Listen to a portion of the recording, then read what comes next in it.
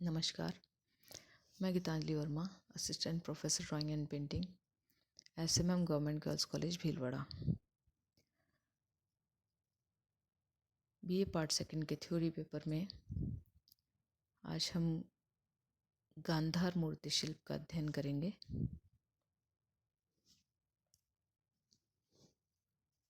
गांधार की मूर्ति शिल्प में अपनी योग्यता से इतनी अधिक योग्यता पाई और प्रतिष्ठा पाई कि एक समय ऐसा भी था कि जब यूरोप के विद्वान प्राचीन भारत में केवल गांधार शैली को ही उच्च श्रेणी की कला मानते थे, जो कला के क्षेत्र में अपना एक उचित स्थान रखने का दावा कर सकती थी। गांधार शैली की मूर्तियाँ तक्षशिला के भग्नावशेषों, अफगानिस्तान व पश्चिमी पाकिस्तान के प्राचीन स्थानों से प्राप्त की गई है। कुछ लाक्षणिक विशेषताएं इन्हें भारतीय मूर्तिकला के उच्च नमूनों में से अलग कर देती हैं। गांधार शैली की मूर्तियों में शारीरिक शुद्धता पर विशेष ध्यान रखते हुए खासकर मांसल त्वचा, हृष्टपुष्ट शरीर व मूंछों का अंकन विशेष रूप से दिखाता है। इस शैली की दूसरी विशेषता मोटे कपड़ों की सलों और मोड़ों को दर्शाना है। सलवटों और मोड़ों को मूर्तियों में व्यक्त करना या भारतीय मूर्तियों के समकक्ष गांधार मूर्तियाँ एक और उल्लेखनीय अंतर देती हैं। जैसे आदर्श मानवीय आकृतियों के चिकने व गोल रूप को शरीर के अनुरूप उनकी रूपरेखा को व्यक्त करते हुए पारदर्शी और अपारदर्शी वस्त्रों को बनाना। गांधार की मूर्ति शिल्प के विशेष गुण निस्संदेह यूनानी कला से अथवा निश्चित रूप से एक एशिया माइनर व रोमन साम्राज्य की यूनानी कला से प्रभावित था।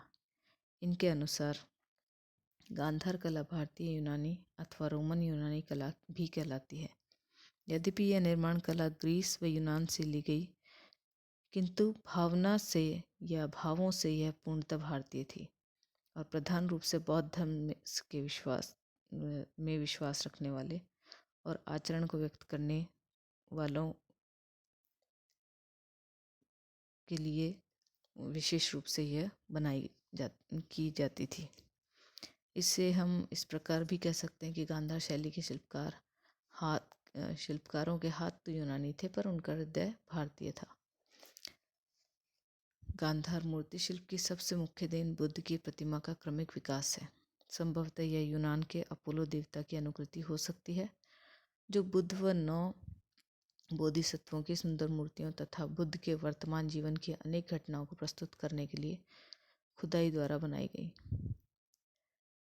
यह मूर्तियां चित्रकारों के द्वारा पत्थरों पर बनाई गई। इन्हें देखकर लोग बहुत समय तक ऐसा विश्वास करते रहे कि गांधार की बहुत सी बुद्ध मूर्तियां मथुरा व अन्य स्थानों पर बनी मूर्तियों के लिए एक नमूने का काम करती हैं। किंतु अब यह मान लिया गया कि मथुरा व गांधार में बुद्ध मूर्तियां बनाना स्वतः विकसित हुआ। अन्य प्रदेशों की बनी मूर्तियों तथा गांधार की मूर्तियों में विशेष अंतर यह भी है कि पहले मूर्तियों में आध्यात्मिक भावना का प्रदर्शन किया जाता था, किंतु बाद की मूर्तियों में शारीरिक संरचना, सौंदर्य और तंदुरुस्ती पर विशेष बल दिया जाने लगा। एक यथार्थवादी और दूसरी आदर्शवादी है। यद्यपि भारतीय व पाश्चात्य कला के मध्य मुख्य अंतर माना जा सकता है। गांधार कला की मुख्य मूर्तियां इस प्रकार थीं: नीले भूरे पत्थर की बनी हुई हेलमेट पहने एक आकृति जिसके हाथ में भाला है। एक मुख्य रिलीफ वर्क बुद्ध के जीवन की 4 घटनाओं को चित्रित करते हुए, जिसमें बुद्ध का जन्म, भगवान बुद्ध बोधि वृक्ष के नीचे, सारनाथ में व बुद्ध महानिर्वाण के दृश्य प्रस्तुत हैं।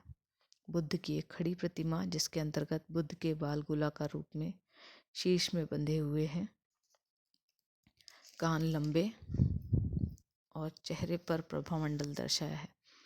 इस प्रकार सांची व भरूच की मूर्तिकला के समान गांधार शैली की मूर्तियां भी शिल्प संबंधी एक सुंदर दर्पण प्रस्तुत करती हैं, जिनमें प्राचीन जीवन और आदर्श प्रतिबिंबित होते हैं। अतः यह कहा जा सकता है कि कुषाणकालीन विशेष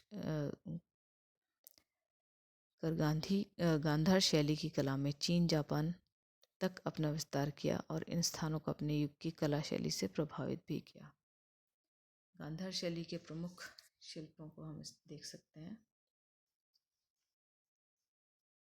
इन शिल्पों को देखने से हम गांधार शैली की विशेषताओं को भी जान सकते हैं।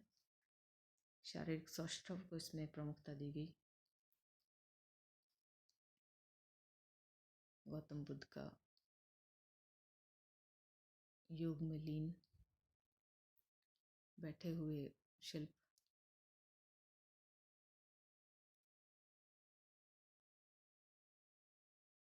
ये गौतम बुद्ध के जीवन से संबंधित घटनाओं से संबंधित मूर्ति शिल्प।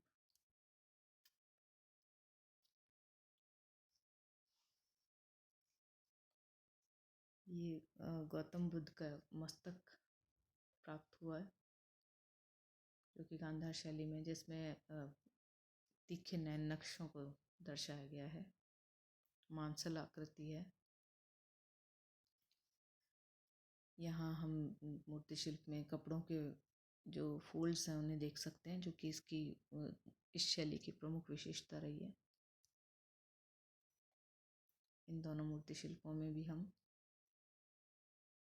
मांसल शरीर और कपड़ों के फोल्ड्स को, सलवटों को देख सकते हैं। एक अन्य मूर्ति शिल्प जिसमें बैठे हुए मुद्रा में गौतम बुद्ध को दर्शाया गया है। इस प्रकार हम गांधार शैली की मूर्ति शिल्पों का अध्ययन पूर्ण करते हैं और उनकी विशिष्टताओं का अध्ययन इन मूर्ति शिल्पों के चित्रों द्वारा कर सकते हैं। धन्यवाद।